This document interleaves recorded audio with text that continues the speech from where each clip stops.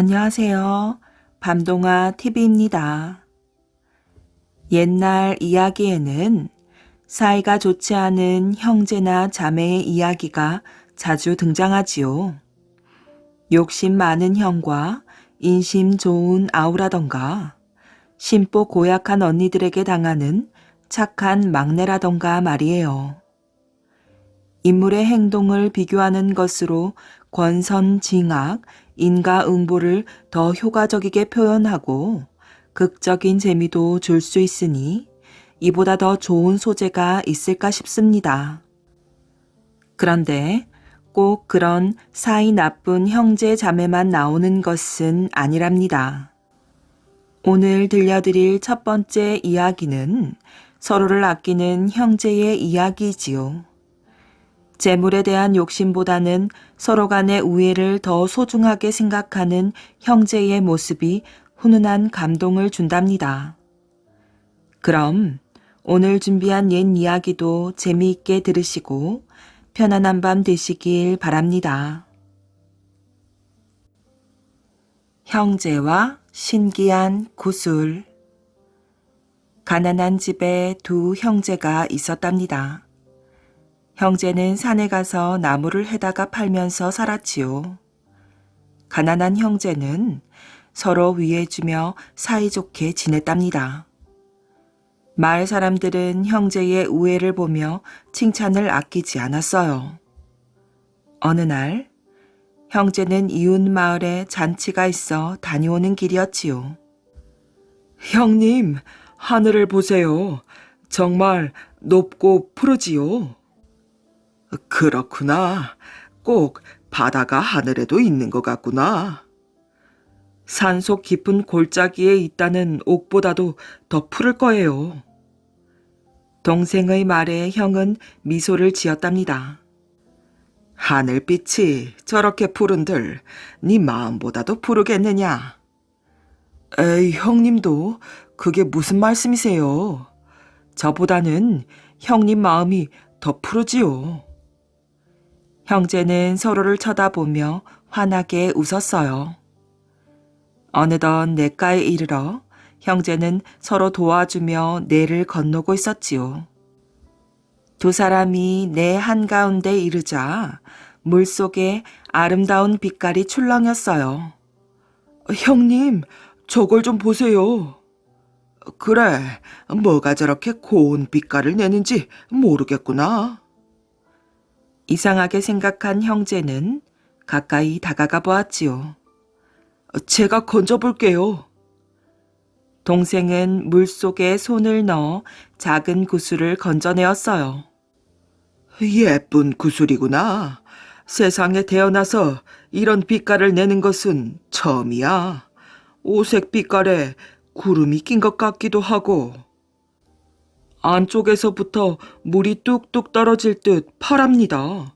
정말 신기한 구슬이지요. 형제는 뚫어져라 구슬을 살펴보았어요. 이렇게 귀한 구슬을 줍다니 믿을 수가 없습니다. 이건 형님께서 보관하세요. 그게 무슨 소리니? 네가 건졌으니 네가 보관하렴. 형님, 그러면 우리 같이 보관해요. 집으로 돌아온 형제는 구슬을 상자에 넣었답니다. 잠시 후 이상한 일이 생겼어요. 상자 안에서 눈부신 빛이 나더니 구슬 주변에 금은 보화가 가득 채워졌어요. 형과 동생은 두 눈이 휘둥그레졌지요. 금은 보화를 꺼낸 후 상자를 닫았다 열어보았어요. 이번에도 구슬 주변에 금은 보화가 가득했답니다. 상자 뚜껑을 열고 닫을 때마다 보물이 채워졌어요. 형제는 너무 놀라 입을 다물 수가 없었지요. 이 구슬은 돈을 낳는 구슬이로구나. 돈을 낳는 구슬이요? 구슬 때문에 갑자기 부자가 된 형제는 각각 집을 지었어요. 돈과 재물도 모두 반으로 나눠 가졌지요. 이제 너와 내가 서로 헤어져 살게 되었구나. 집은 떨어져 있어도 마음은 언제나 너의 곁에 있으니 앞으로도 사이 좋게 지내자꾸나. 형님, 그건 저도 마찬가지입니다. 늘 형님을 생각하며 살겠습니다. 형과 아우는 서운한 마음뿐이었어요. 자, 이 구슬은 하나뿐이니 네가 가지도록 하거라. 형님, 그 구슬은 형님이 가지셔야지요. 그게 무슨 소리냐? 네가 물에서 건져온 것이 아니더냐? 네가 가지도록 하거라. 형님, 지금까지 제가 형님 말을 어긴 적이 있었습니까? 이번만큼은 형님 말을 거역하겠어요. 구슬은 형님이 가지세요. 우리가 지금까지 사이 좋게 지낸 것은 네가 내 말을 잘 들었기 때문이란다. 그러니 네가 가지도록 하거라. 형제는 구슬을 주고받으며 양보하였지요. 여태까지 저를 사랑해주고 돌봐주신 형님이 가지세요. 아니다. 나도 가질 수 없다. 형제는 서로 구슬을 가지지 않겠다고 우겼답니다. 어느새 형제는 꽤 많은 시간 실랑이를 벌였지요. 이 구슬 때문에 의좋은 우리 사이가 멀어지겠구나. 그러게 말이에요. 아무래도 이 구슬을 다시 가져다 놓아야겠습니다. 그래, 그거 좋은 생각이다.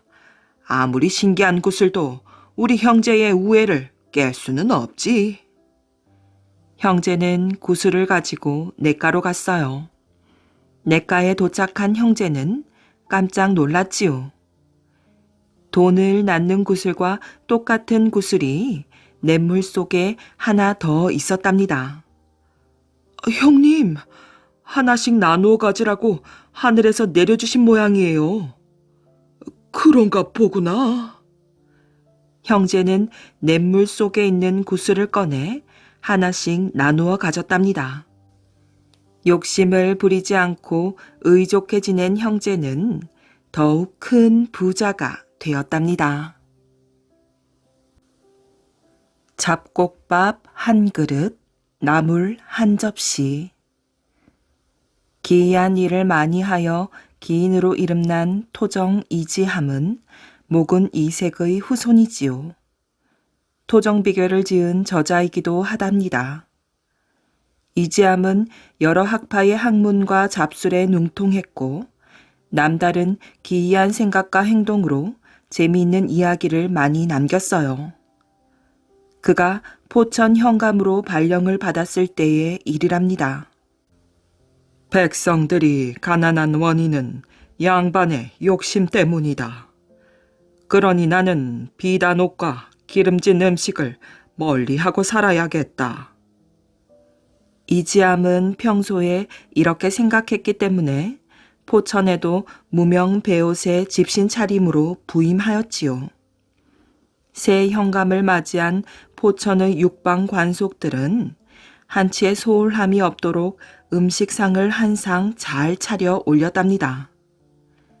상다리가 휘어질 정도의 진수성찬이었지요. 정성껏 차렸습니다. 많이 드십시오.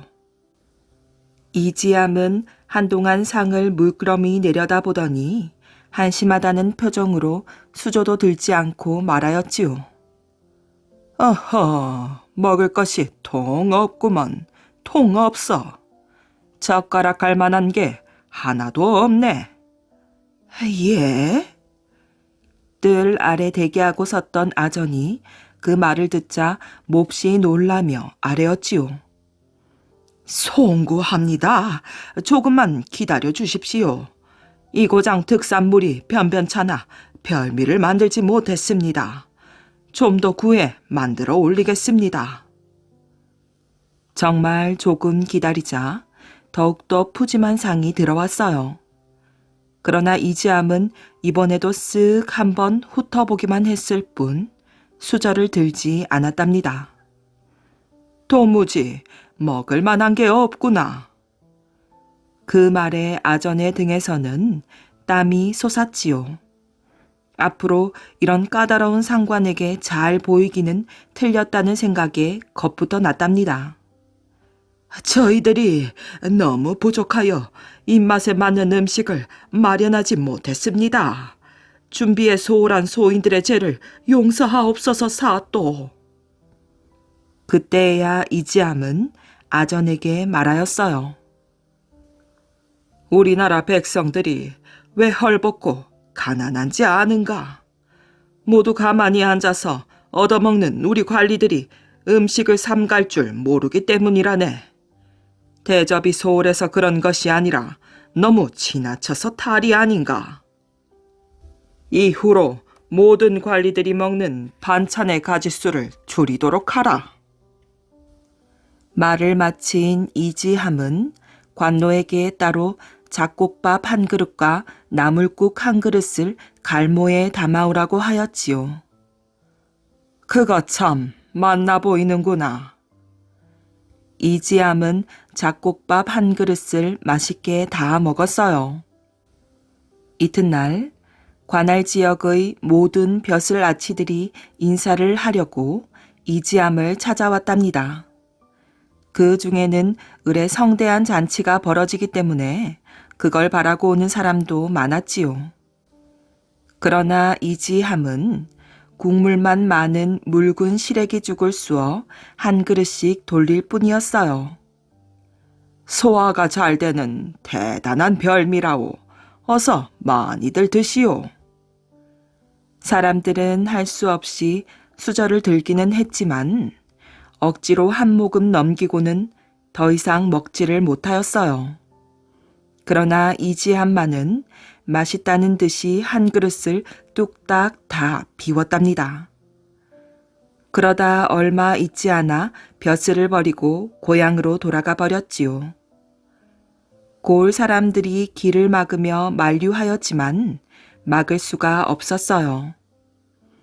그런데 집안 살림이 너무 가난하여 끼니를 잇기가 어려웠답니다. 어느 날 내당에 앉아노라니 부인이 말하였지요. 남들은 모두 당신을 비범한 사람이라고 여기고 존경합니다. 하운데 어찌 저를 위해서는 조금도 시험을 하지 않으십니까? 허허 부인, 내가 나비를 만들어낼 터이니 구경하겠소? 지금은 깊은 겨울인데 어찌 나비가 있단 말입니까? 당신 말씀이 너무나 허망할 뿐입니다. 구경만 하시오. 이지함은 곧장 옷을 꿰매는 재료며 용기를 담아둔 데로 가서 여러 가지 색깔의 재단하고 남은 비단과 명주 조각을 가져다 손에 쥐고 무얼하고 중얼중얼 주문을 외웠지요. 그리고 조금 있다가 공중으로 던져서 흩었답니다. 그러자 나비가 분분하게 방 안에 가득하고 오색이 찬란한데 각기 재단하고 남은 봄바탕의 색깔을 따라 나비가 되어 오락가락 날며 화려한 춤을 추었답니다. 부인이 그 광경을 보고 놀라자 이지함이 다시 공중을 향하여 손바닥을 펴고 주문을 외웠지요. 나비가 모두 즉각 손바닥으로 도로 모였는데 조금 있다가 쥐었던 손바닥을 펴니 비단과 명주 조각이 그 전처럼 있었지요.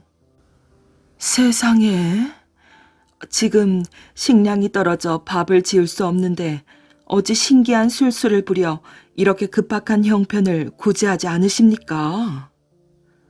그쯤이야 어려울 것이 없지요. 이지함이 즉시 계집종에게 녹그릇 한 개를 주면서 말하였어요. 얘야, 이 그릇을 가지고 경기 감령의 다리 앞으로 가거라. 그러면 한 노파가 백전을 주며 사려고 할 것이니 팔아오너라. 계집종이 명을 받고 갔더니 과연 그릇을 사려는 사람이 있었고 모두 가르쳐준 그대로였지요. 그래서 그릇을 팔고 값을 받아오니 또 명하였어요. 이 돈을 가지고 서소문 밖의 저작가에 가거라. 그곳에 가면 대나무를 결어 만든 삿갓을 쓴 사람이 급히 수저를 팔려고 할 것이다. 그것을 사가지고 오너라. 네. 계집종이 또 가서 보니 과연 말한 그대로였지요. 수저를 사다가 주인에게 바쳤는데 은으로 만든 수저였어요. 그는 다시 한번 분부를 내렸지요. 이 수저를 가지고 경기 감령 앞으로 가거라. 거기에 가면 어느 하인이 은수저를 잃어버리고 같은 색깔의 은수저를 구하려 할 것이다. 그때 그 사람에게 이것을 보이면 15냥의 돈을 받을 수 있을 것이니라. 팔아오너라. 계집종이 가보니 모두가 가르쳐준 그대로이므로 15냥을 받아다 바쳤답니다. 이지암이 다시 한 냥의 돈을 주면서 말하였어요. 그릇을 샀던 노파가 처음에는 그릇을 잃어버려 그것을 대신하려고 샀다가 이제는 그 그릇을 찾게 되어 샀던 자에게 도로 물리려고 할 것이니 도로 물어주고 오너라. 계집종이 또 가서 보니 과연 그 말과 같으므로 그릇을 도로 가지고 와서 바쳤답니다. 이지암이 그 남은 돈과 그릇을 부인에게 주어 아침 저녁의 끼니를 잊게 하였지요. 돈을 조금 더 만들어주면 안 되겠습니까? 부인의 말에 이지암이 웃으며 말하였어요. 되었소. 이 정도면 충분하오. 재물이 많은 자에게는 반드시 재앙이 따르게 마련이니 더 보탤 필요가 없소이다. 그 후에 그는 다시 나라의 부름을 받아서 아산 현감이 되었지요. 하루는 한 늙은 아전이 죄를 범하였어요. 네가 비록 늙기는 하였으나 마음은 어린아이와 같구나. 이지암이 나무라며 그의 갓을 벗기고 센 머리를 따 아이들 머리처럼 만들게 하고는 벼루를 들고 책상 앞에서 시중 들게 하였지요. 이렇게 심한 망신을 주다니 가만두지 않겠다. 그 늙은 아전은 원한을 품고 있다가 몰래 지네 집을 가져다 술에 타서 올렸답니다. 이지암이 그것을 마시고 죽었는데 그때 그의 나이 60세였답니다. 직접 보는 게 제1. 선제라는 왕이 중국 한나라를 다스릴 때 있었던 일이에요. 한나라의 서쪽에는 강족이라는 오랑캐가 살고 있었는데 수시로 반란을 일으켜 백성들을 괴롭히는 바람에 나라 안이 시끄러웠지요. 한나라 군사들이 반란을 제압하기 위해 출전했지만 번번이 패했어요. 고민하던 선제는 신하에게 조충국을 불러오라고 명령하였지요. 조충국은 76세의 노인이었지만 힘과 지혜가 뛰어난 장군이었어요. 젊은 시절에는 100여 명의 군사를 이끌고 적진으로 뛰어들어 한나라의 군사를 무사히 구해내 큰 공을 세우기도 하였지요. 그의 명성을 익히 알고 있던 선제는 조충국에게 물었답니다. 강족을 물리치려면 어떤 장수가 군사를 이끄는 것이 좋겠는가? 100번 듣는 것이 한 번 보는 것보다 못합니다. 아무리 뛰어난 장수라 할지라도 적군과 멀리 떨어진 곳에서는 뛰어난 전술을 펼칠 수가 없습니다.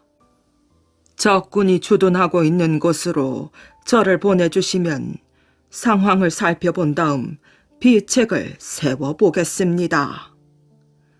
선제의 허락을 받아 적진을 정찰하고 돌아온 조충국은 말하였지요. 기병을 두는 것보다 평소에는 농사를 짓다가 전투가 벌어지면 나가 싸우는 둔전병을 두는 것이 좋을 것 같습니다. 조충국의 조언에 따라 대책을 세운 선제는 강족의 반란을 잠재울 수 있었고 한나라에는 다시 평화가 찾아왔지요. 100번을 듣는 것이 한 번을 보는 것보다 못하다라는 뜻의 고사성어 백문불여일견은 직접 경험해 보아야만 확실히 알 수 있게 된다는 의미로 쓰인답니다. 욕심쟁이 공주. 옛날 어느 고을에 어머니와 아들 삼형제가 살았답니다. 어머니는 임종이 다가오자 세 아들을 불러놓고 보물 3가지를 나누어 주었어요. 큰아들은 구슬, 둘째 아들은 피리, 막내 아들에게는 조끼를 물려주었지요. 큰아들에게 준 구슬은 굴리기만 하면 돈이 나오는 신기한 구슬이었어요. 둘째 아들에게 준 피리는 불기만 하면 군인이 나오는 필이었지요. 한편 막내 아들에게 준 조끼는 입기만 하면 보이지 않는 투명 조끼였답니다. 고을에는 어머니가 아들들에게 신기한 물건을 물려주었다는 소문이 퍼졌어요. 이 소문은 대궐까지 전해져 공주도 듣게 되었지요. 공주는 뭐든지 갖고 싶은 게 있으면 갖고야 마는 욕심쟁이였어요. 어떻게 하면 그 물건들을 가질 수 있을까? 공주는 아들들이 가진 보물이 탐이 났지요. 며칠 동안을 고민하던 공주는 우선 큰아들을 불렀답니다. 너의 어머니께서 물려주었다는 구슬을 좀 보여줄 수 있겠느냐? 공주가 친절하게 말하자 큰아들은 선뜻 구슬을 굴려보았어요. 순식간에 공주는 큰아들의 구슬을 주어 감추었답니다. 그러더니 큰아들을 깜깜한 광에 가두었지요. 공주는 다음 날 둘째 아들을 불렀어요. 어머니께서 물려주셨다는 피리를 한번 볼 수 있겠느냐? 공주가 정답게 대하자 의심 없이 피리를 보여주었지요. 내가 한번 불어보고 싶구나. 좀 빌려다오. 그러자 둘째 아들은 피리를 공주에게 건네주었어요. 피리를 잡아든 공주는 둘째 아들도 깜깜한 광에 가두었지요. 한편 막내 아들은 형들이 대궐로 들어간 후 돌아오지 않자 걱정이 되었답니다. 형들에게 무슨 일이 생긴 것이 틀림없어. 막내 아들은 얼른 조끼를 입고 대궐로 들어갔지요. 대궐 앞에는 무서운 얼굴을 한 문지기들이 서 있었어요. 막내 아들은 보이지 않는 조끼를 입고 대궐 안으로 들어갔답니다. 형들을 찾아 이곳저곳을 기웃거렸지만 형들은 보이지가 않았지요. 결국 막내 아들은 공주의 방으로 들어갔어요. 아니, 형의 구슬과 피리가... 동생은 소리를 죽여 공주를 지켜보았어요. 공주가 구슬과 피리를 만지작거리며 좋아하였지요. 저런 나쁜 공주 같으니라고. 막내 아들은 공주가 미워서 견딜 수가 없었답니다. 막내 아들은 큰 기침 소리를 내었어요. 그러자 공주는 누가 온 줄 알고 소스라치게 놀라며 이불 속으로 구슬과 피리를 숨겼답니다. 막내 아들은 재빨리 이불 속을 들추어 구슬과 피리를 꺼내려고 하였어요. 그런데 그때 조끼 자락이 나풀거리면서 막내 얼굴이 드러났지요. 공주는 기겁을 하며 소리쳤어요. 막내 아들은 하는 수 없이 도망을 쳤답니다. 밖으로 뛰어나온 막내 아들은 숨을 헐떡거리며 땅바닥에 주저앉았어요. 이를 어쩌면 좋지? 막내 아들은 겨우 정신을 차리고 일어났어요. 배가 고픈 막내 아들은 우물 옆에 있는 산사나무의 열매인 아가위를 보았답니다. 마침 뱃속에서 꼬르륵 소리가 났어요. 탐스럽게도 열렸구나. 막내 아들은 빨갛게 익은 아가위를 따서 먹었답니다. 이상하게도 아가위를 먹고 나니 코가 길어졌어요. 빨갛게 익은 아가위를 계속해서 먹자 막내 아들의 코는 자꾸만 길어져서 땅바닥에 닿았지요. 깜짝 놀란 막내 아들은 다른 나무에 달려있던 누런 아가위를 얼른 따먹었어요. 그러자 이번에는 코가 점점 짧아졌지요. 아무리 생각해도 신기한 일이었어요. 옳지, 이 붉은 아가위를 가지고 가서 못된 공주에게 먹여야겠다. 막내 아들은 붉은 아가위를 따서 다시 대궐로 갔답니다. 아가위 사려, 아가위 사려. 막내 아들은 크게 소리쳤어요. 마침 공주가 대궐 문 근처를 지나가다 막내 아들의 소리를 들었지요. 욕심 많은 공주는 붉은 아가위를 보자 군침이 돌았어요. 공주는 막내 동생에게서 아가위를 사서 맛있게 먹었답니다. 그런데 아가위를 맛있게 먹던 공주는 거울에 비친 자신의 모습을 보고 눈이 휘둥그레졌어요. 공주의 코가 이미 한 뼘이나 길어져 있었던 것이지요. 붉은 아가위를 많이 먹어버린 공주의 코는 점점 더 길어졌어요. 공주는 울음을 터뜨렸답니다. 대궐 안 의원을 부르고 온갖 약을 써보았지만 공주의 코는 짧아지지 않았어요. 공주는 어디에도 가지 못하고 방에만 누워 있었지요. 그 사이 막내 아들은 조끼를 입고 대궐로 들어갔어요. 임금님을 보자마자 막내 아들은 얼른 조끼를 벗었지요. 느닷없이 나타난 막내 아들을 본 임금님은 깜짝 놀랐답니다. 아니, 너는 누구냐? 그리고 어떻게 여기까지 들어왔느냐? 전 형님들을 구하러 왔습니다. 제발 형님들을 찾아주십시오. 너의 형들이 어디에 있단 말이냐?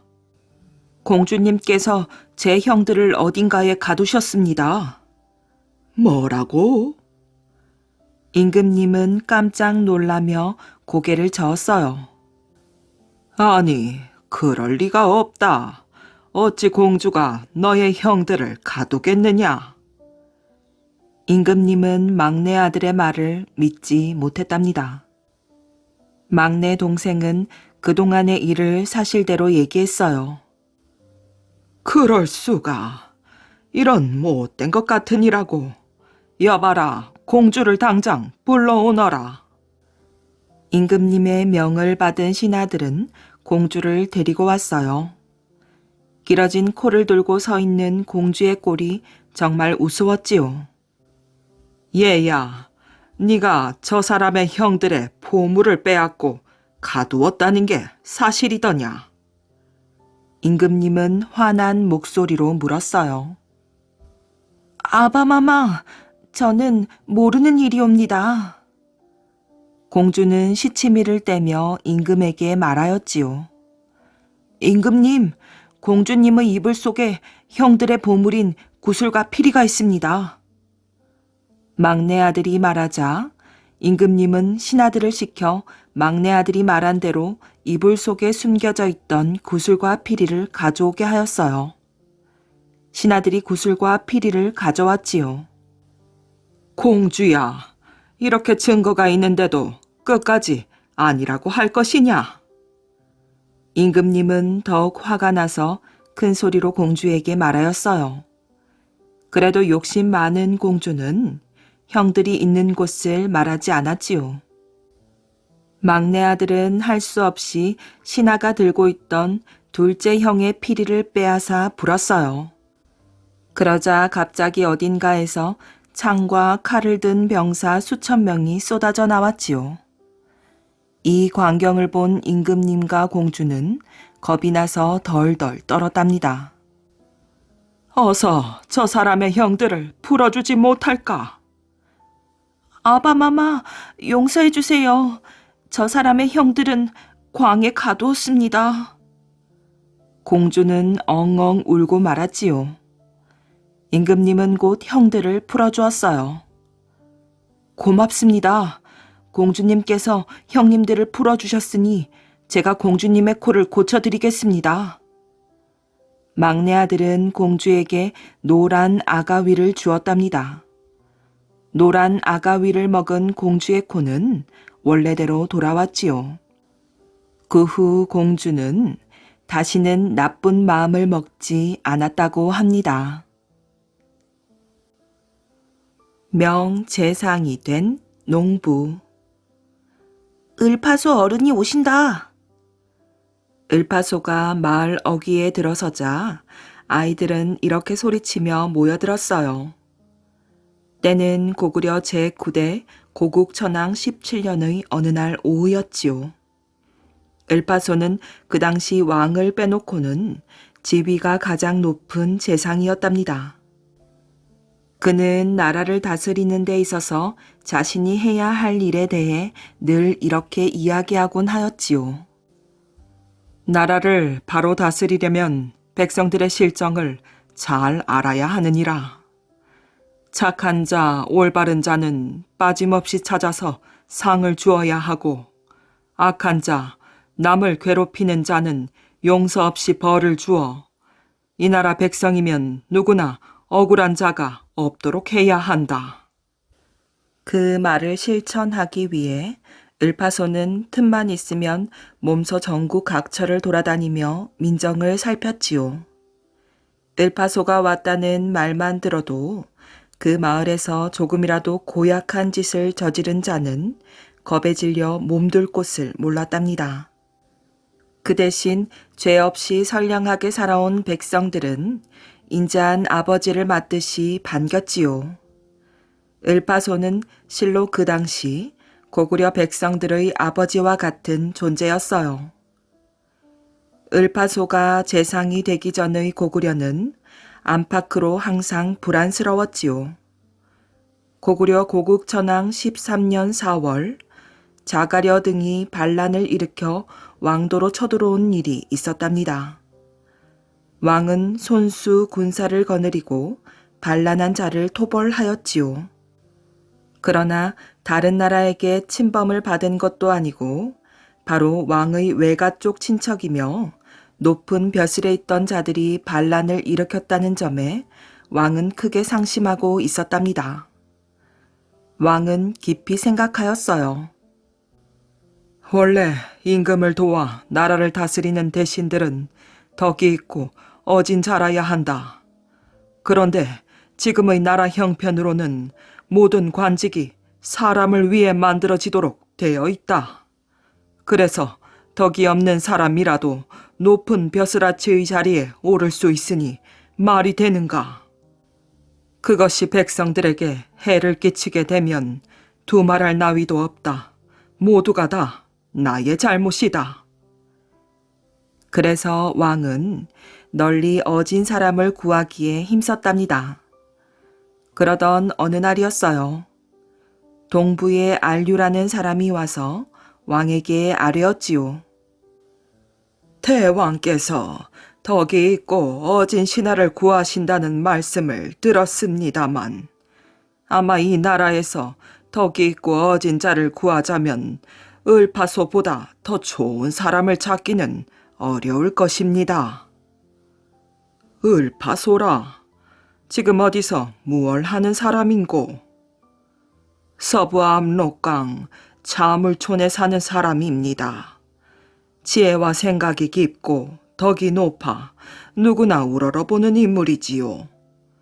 그러나 세상이 알아주지 못해서 안타깝게 농사나 지으며 세월을 보내고 있습니다. 왕은 그 말을 듣고 대단히 반가워했어요. 그런 사람이야말로 내가 구하는 사람이 아닌가. 왕은 당장에 사람을 보내 을파소를 데려오라 하였지요. 왕의 분부를 받고 을파소를 데리러 간 사람은 길을 재촉하여 자물촌에 도착하였답니다. 그는 곧 한 농부를 불러 을파소의 행방을 물어보았지요. 바로 저분이 을파소랍니다. 그 농부가 가리키는 쪽을 보니 헌옷을 아무렇게나 입은 농부가 밭에 걸음을 주고 있었지요. 그 신하는 임금에게 분부를 받을 때 단단히 들은 말이 있었어요. 을파소를 만나거든 극진히 예를 갖추어 모셔와야 할 것이다. 아마도 그 사람은 고향에서 농사를 짓고 있을 것이다. 공연히 깔보고 함부로 굴었다가 그 사람의 비위를 상하게 해서는 데려오지 못하게 될지도 모를 일이다. 만약 데려오지 못하게 되는 날에는 크게 벌을 받을 것이니 특별히 신경을 써야 하느니라. 그래서 그 신하는 걸음을 푸고 있는 을파소 앞에 가서 넙죽 엎드려 공손히 절을 올렸지요. 고운 비단옷이 더럽혀지는 것도 꺼리지 않았답니다. 아니, 누구신데 나같이 못난 사람에게 이렇게 절을 다 하십니까? 을파소가 어이가 없다는 듯이 두 눈을 껌뻑거렸지요. 임금님의 분부를 받고 선생님을 모시러 온 사람입니다. 임금님께서요? 나 같은 사람에게 무슨 볼일이 있으시겠습니까? 선생의 기쁘신 지혜와 높으신 덕을 흠모하시어 나라 일을 돌봐 주십사 하고 부르시는 겁니다. 나라 일을? 농사나 짓는 나 같은 촌사람이 무얼 알겠습니까? 비록 그렇게 시골서 농사나 지으시지만 선생의 높으신 이름을 세상에 모르는 사람이 없습니다. 어서 이 가마를 타십시오. 임금께서 부르시면 아니 갈 수는 없지만 촌구석에서 사는 사람이 가마를 탔다간 남들이 기겁을 하겠소. 을파소는 흙 묻은 손을 툭툭 털더니 옷도 갈아입지 않고 그냥 신하를 따라 나섰지요. 을파소가 걸어가니 그 신하도 걸어갈 수밖에 없었답니다. 두 사람은 모처럼 가지고 온 가마는 비워놓고 어슬렁어슬렁 궁궐을 향해 걸어갔지요. 농부의 옷차림을 한 채 들어선 을파소를 보고 왕은 속으로 더욱 감탄하였어요. 과연 보통 인물이 아니구나.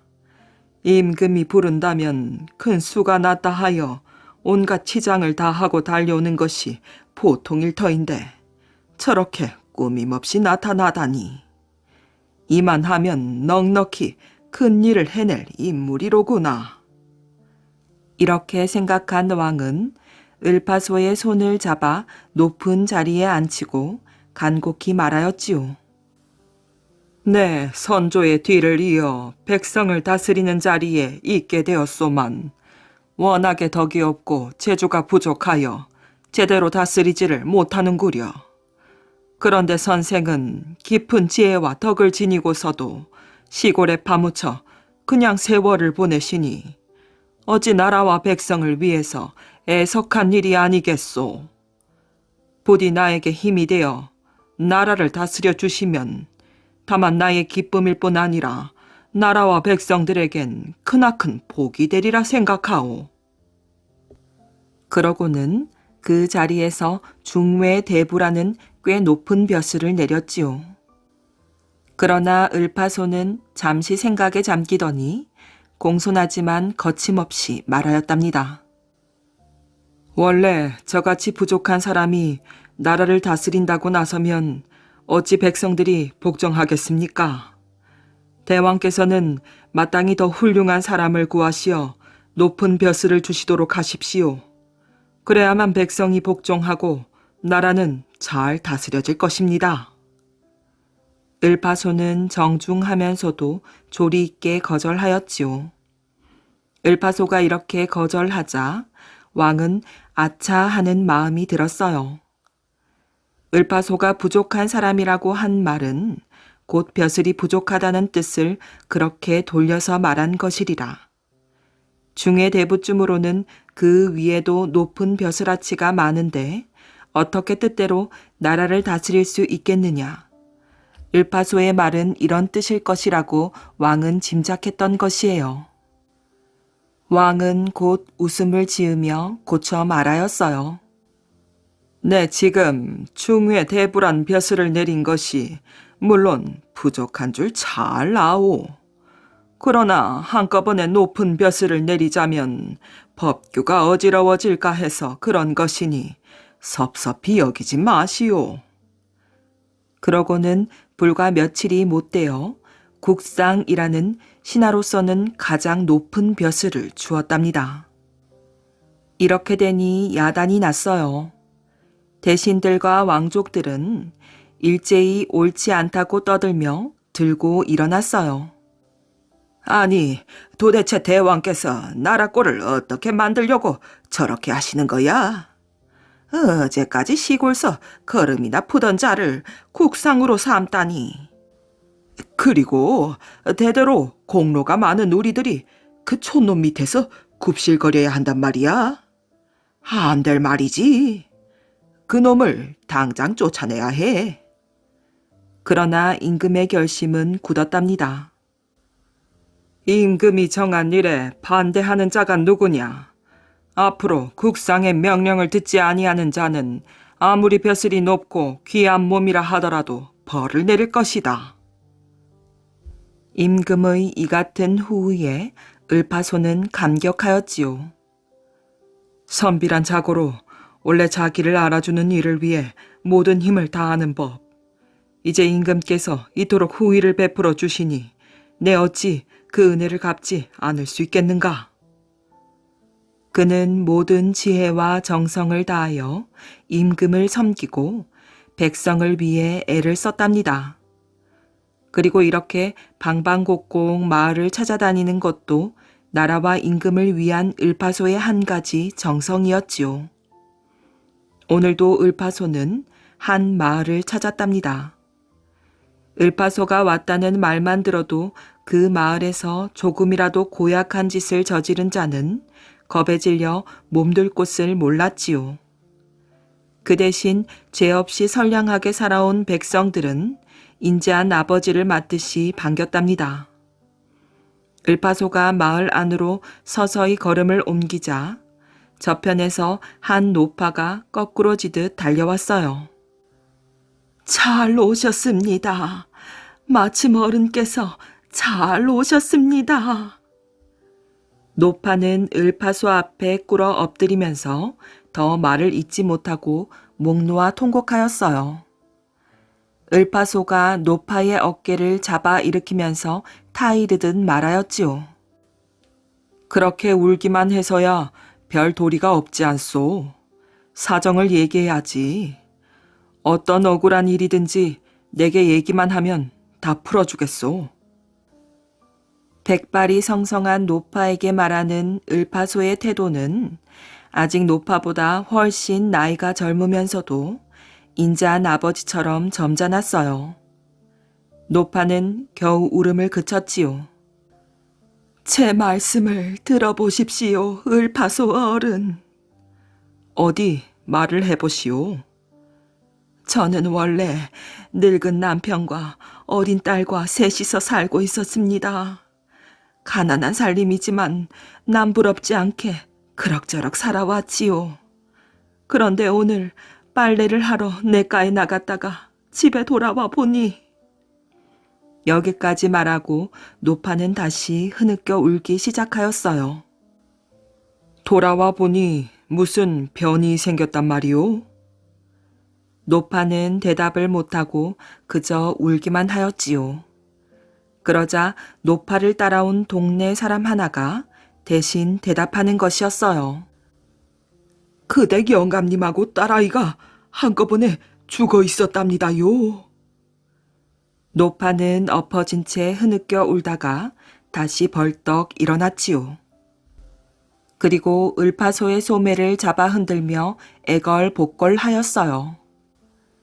을파소 어른, 원수를 갚아주십시오. 우리 영감은 나쁜 일이라곤 털끝만치도 한 적이 없고 우리 딸은 철 모르는 어린아이인데 둘을 몽땅 죽이다니. 제발 그 고약한 인간을 찾아서 원수를 갚아주십시오. 울부짖는 노파를 달래며 을파소는 일어섰어요.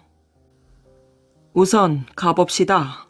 시체라도 봐야 무슨 짐작이 가지 않겠소. 을파소는 노파와 마을 사람들을 거느리고 그 집으로 갔답니다. 집 안에 들어서 보니 너무나 참혹한 광경이었지요. 과연 늙은 남자와 어린 계집아이가 쓰러져 있었어요. 노파의 남편으로 짐작되는 늙은이는 목덜미에서 피를 흘리며 죽어 있었고 어린 계집아이는 배가 물동이처럼 부어서 죽어 있었답니다. 그런데 죽은 것은 두 사람만이 아니었어요. 고양이 한 마리가 두 동강이 나서 쓰러져 있고 그 옆에는 뱀의 대가리가 구르고 있었지요. 그거 참 이상한 일이로군. 을파소가 턱을 꿰고 생각에 잠겼답니다. 그때 마을 사람 하나가 마루 밑에 떨어진 낫을 가져오며 말하였어요. 을파소 어른, 바로 이겁니다요. 이걸로 죽인 모양이에요. 과연 시퍼렇게 날이 선 낫에는 시뻘건 피가 묻어 있었지요. 피 묻은 낫과 목에서 피를 흘리는 늙은이, 허리가 두 동강이 난 고양이. 이것만 본다면 어떤 인간이 주인을 죽이려고 집 안에 들어와 주인의 목을 낫으로 찔러 죽였다? 그때 집에 있던 고양이가 울어대므로 그 고양이마저 낫으로 허리를 쳐서 두 동강을 냈는지도 모르겠군. 그리고 나오려다가 우연히 뱀을 만나게 되자 그 뱀의 모가지를 쳤을 수도 있겠어. 그렇지만 저 계집아이의 배가 물동이처럼 부어서 죽은 것은 어떤 까닭일까? 을파소는 아무리 생각해도 알 수가 없었어요. 그때 그 집 뒷곁에 쌓아놓은 퇴비 속에서 부스럭거리는 소리가 났답니다. 저게 무슨 소리냐? 저 퇴비 더미를 뒤져보아라.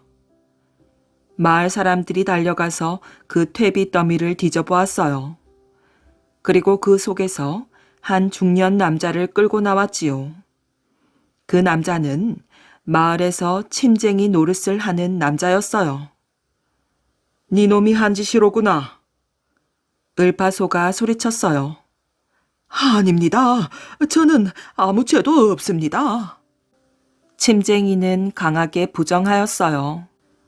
그러나 을파소는 동네 사람들을 시켜 침쟁이를 그의 앞에 꿇어앉게 하였답니다. 그리고 마치 사건의 현장을 직접 보기라도 한 것처럼 차근차근 말하기 시작하였지요. 우선 노파에게 물었어요. 이보시오 노파, 이 아이는 가끔 배앓이를 하지 않았소? 맞습니다. 을파소 어른, 오늘 아침에도 배가 아프다고 우는 걸 보고 나갔습죠. 을파소가 이번에는 침쟁이를 향해 호령하였어요. 침쟁이는 들어보아라. 오늘 아침 이 애가 배가 아프다고 울고 있는데 마침 너는 이 집 앞을 지나가고 있었다. 그때 이 집 주인이 너를 보고 불러들여 침을 놓아달라고 하였겠지. 너는 이 아이의 배에 침을 놓았을 테고. 그런데 침을 잘못 놓아 배 아픈 것을 고치기는 고사하고 물동이처럼 퉁퉁 부어 죽게 만들었다. 그러니 아이 아버지가 가만히 있었겠느냐? 생사람을 죽였다고 덤벼들었을 것이다. 두 사람은 옥신각신하다가 마침 기둥에 걸린 낫을 보고 네가 그 낫으로 이 집 주인의 목을 찔렀지. 주인이 피를 흘리고 쓰러지는 것을 보자 집에 있던 고양이가 겁에 질려 울어대었을 것이다. 너는 동네 사람들이 들을까 겁이 나서 고양이도 그 낫으로 쳐서 죽였을 것이고. 후에 도망을 치려는데 하늘이 너의 죄를 미워하셨는지 독사 한 마리가 나타나 너에게 덤벼들었다. 너는 그 독사도 낫으로 목을 잘랐지. 그때 밖에서 이 집 노파가 들어오는 소리가 들렸다. 너는 허둥지둥 숨는다는 것이 이 퇴비 더미 속에 들어가게 된 것이지. 그렇지 않은가? 그리고 을파소는 마을 사람들에게 소리쳤어요. 이 극악무도한 놈을 잡아 묶어라. 마을 사람들은 당장에 달려들어 침쟁이를 꽁꽁 묶었답니다. 억울합니다. 하늘에 두고 맹세합니다. 저는 결코 죽이지 않았습니다. 네가 죽이지 않았다고? 을파소는 비웃는 듯한 눈초리로 침쟁이를 노려보았어요. 죄인이 네가 아니면 따로 있을 것이 아니냐. 그 죄인을 대어보거라. 그러자 침쟁이는 고개를 푹 떨구었어요. 죄인은 없습니다. 누구의 죄도 아닙니다. 무슨 소리를 하느냐. 죽인 사람은 아무데도 없는데 어찌 사람이 둘이나 죽어 넘어졌단 말이냐. 고지 듣지 않으실는지는 모르지만 제 이야기를 들어주십시오. 침쟁이는 애걸복걸 매달렸어요. 을파소는 이놈이 법이 무서우니 발뺌을 하는구나 싶어 더 듣지 않고 관가로 끌고 가려고 하였지요. 그러다 문득 을파소의 머리에 옛사람의 말이 한 가지 떠올랐답니다. 10사람의 도적을 놓칠지언정 한 사람의 억울한 죄인을 만들지 말라. 이놈의 소행이 틀림없겠지만 어디 말이나 들어보자고 생각한 을파소는 침쟁이를 향해 다시 호통을 쳤어요. 그래, 어디 너의 말을 한번 들어보자. 그렇지만 거짓말을 했다가는 벌이 한층 더 무거워진다는 것을 알아야 할 것이다. 믿으시고 안 믿으시고는 어른께서 생각하시기에 달렸습니다. 그렇지만 제 말은 천지신명께 맹세하고 참말입니다. 점쟁이가 더듬더듬 이야기하는 것을 들어보니 그 내용은 다음과 같았답니다. 침쟁이가 마침 이 집 앞을 지날 때였지요. 갑자기 집안에서 자지러지게 우는 소리가 들렸답니다. 침쟁이는 웬일인가 하고 살인문을 열고 들여다보았어요. 그랬더니 이 집 딸아이가 마당에 자빠져서 울고 있는데 그 배에는 뱀의 대가리가 붙어 있었어요. 마침 집에 있던 주인 영감이 황급히 달려들어 뱀의 대가리를 떼어버렸지요. 그러나 뱀에게 물린 아이의 배는 순식간에 물동이처럼 부어올랐어요. 여보시오, 좀 살려주시오. 이 어린 것이 죽어버리면 우리 늙은이는 무슨 낙으로 살아가겠소. 주인 영감은 침쟁이의 손을 잡고 애걸복걸 매달렸어요. 침쟁이는 곧 허리춤에서 침을 꺼내 한 대 놓았답니다.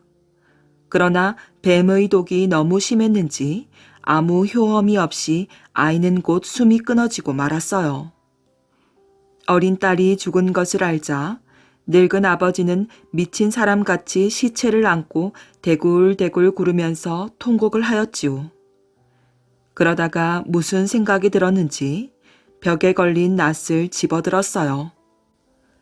왜 이러시오? 여보시오, 마음을 진정하시오. 침쟁이는 주인 영감이 혹 미치지나 않았나 생각하고 이렇게 말하였던 것이에요. 아니야, 원수를 갚아야지. 주인 영감은 시퍼런 낫을 쳐들고 씩씩거렸답니다. 원수를 갚다니. 여보시오, 뱀은 이미 모가지만 남지 않았소. 낫을 들고 어쩌자는 거요. 원수는 그놈만이 아니지. 아니 그럼 또 있단 말이오. 바로 저기 저 고양이 놈이야. 영감이 가리키는 곳을 보니 마루 위에 고양이 한 마리가 앉아서 입맛을 쩍쩍 다시고 있었지요. 아까 저 고양이란 놈이 뱀을 물어가지고 들어오더니 모가지만 남기고 다 먹어버렸단 말일세. 그런데 뱀이란 놈은 모가지만 남아도 쉬 죽지 않으니 그만 우리 아이의 배를 물고 늘어졌단 말이야.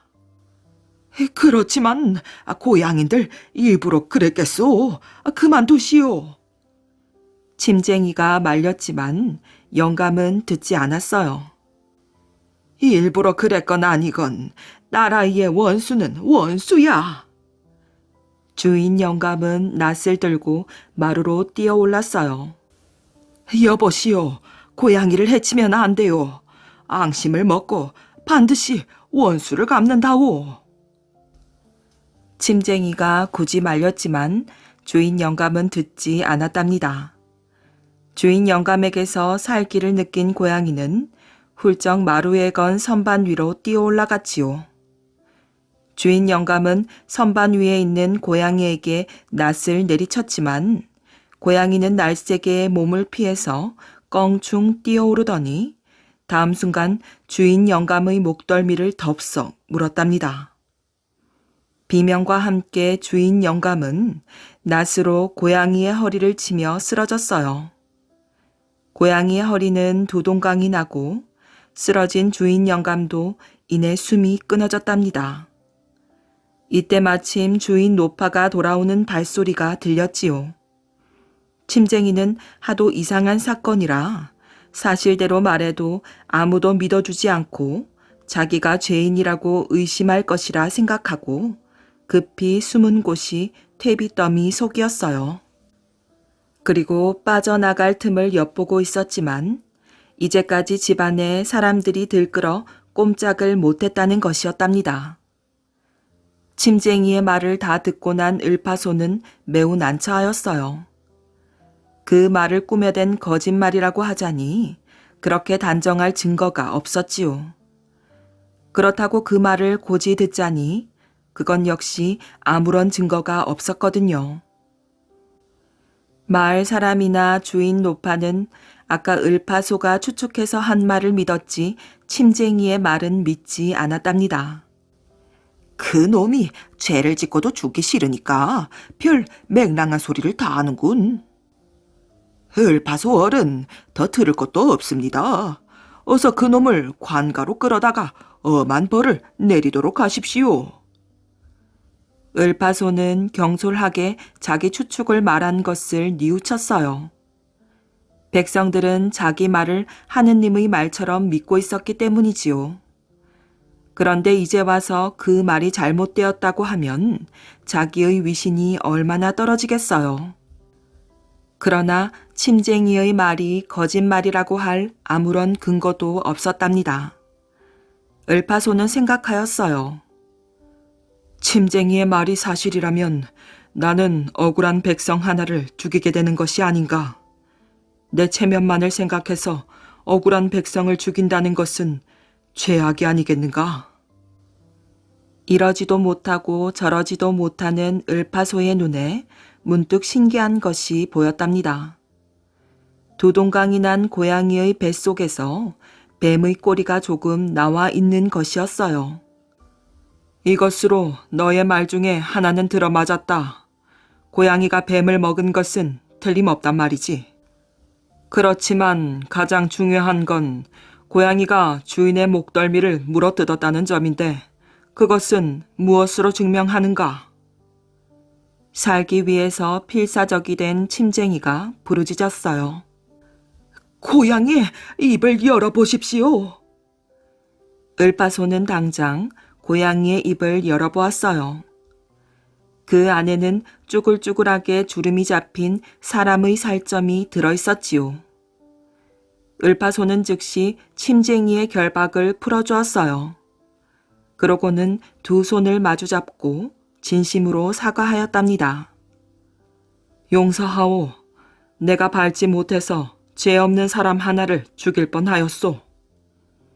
체면도 가리지 않고 자기 잘못을 당장에 사과하는 국상의 모습. 그것은 백성들의 눈에는 위신이 떨어지는 존재가 아니라 오히려 겸허하고 믿을 수 있는 존재였어요. 을파소는 그 침쟁이에게 사과하는 뜻으로 큰 상을 내리고 죽은 영감과 어린아이는 후히 장사 지내주었지요. 그리고 죄 없이 죽은 고양이와 뱀을 함께 묻어주었으니 사람들은 그것을 묘사총이라고 불렀답니다. 고양이와 뱀의 무덤이라는 뜻이지요. 을파소는 그 후 억울한 백성, 가난한 백성들을 위해서 많은 일을 하였어요. 그리고 산상왕 7년 국상이 된 지 13년 만에 세상을 떠나니 모든 백성들이 마치 친아버지라도 잃은 듯이 슬피 통곡했다고 한답니다.